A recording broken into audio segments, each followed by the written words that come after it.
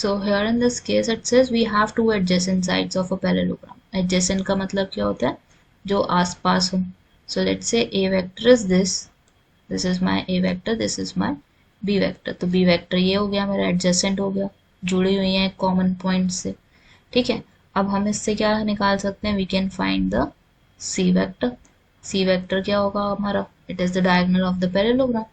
So it would be c vector. तो हम c vector कैसे निकालेंगे, a plus b vector हो जाएगा. So आपके पास a plus b vector would result into 2i cap plus i cap, it is 3i cap, minus 4j cap minus 2j cap minus 6j cap हो गया, 5k cap minus 3k cap plus 2k cap हो गया हमारा c vector. Now we have to find the unit vector, right? So unit vector in the direction of c. कौन से direction में हम निकाल रहे हैं, c के डायरेक्शन में निकाल रहे हैं.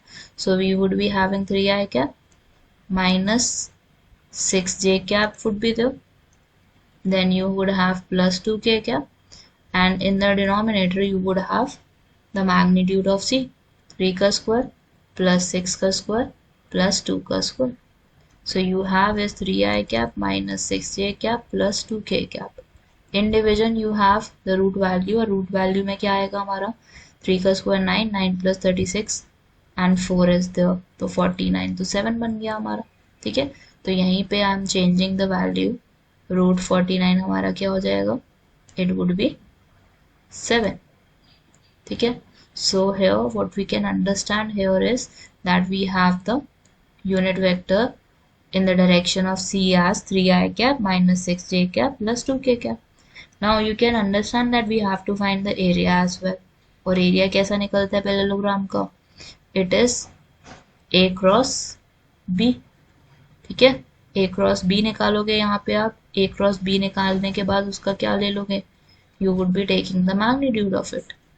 I cap, j cap, k cap is there, then a vector क्या है हमारा 2 minus 4, 5 is there, 1 minus 2 and minus 3 is there.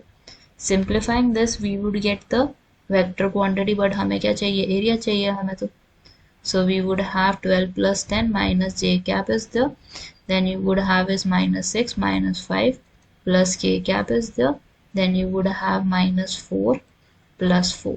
ठीक है, so आपके पास रिजल्ट क्या आ जाता है यहाँ पे, 22i cap, then you would have plus 11 j cap. So we have is a cross b, और a cross b का मैग्नीट्यूड निकालना है हमने. So मैग्नीट्यूड would be 22 का स्क्वायर प्लस 11 का स्क्वायर. So 22 स्क्वायर और 11 का स्क्वायर जब आप करते हो सॉल्व, so 11 स्क्वायर भी नो ऑलरेडी इज 121, और 22 को आप 22 से मल्टीप्लाई करोगे तो यू वुड गेट 484.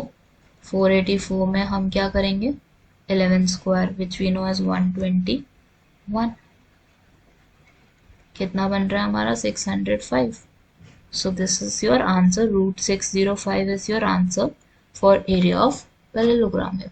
और इसको थोड़ा सा सिंप्लीफाई करना चाहो तो आप फैक्टराइज करके सिंप्लीफाई कर लेना. That would give you the result, the actual result.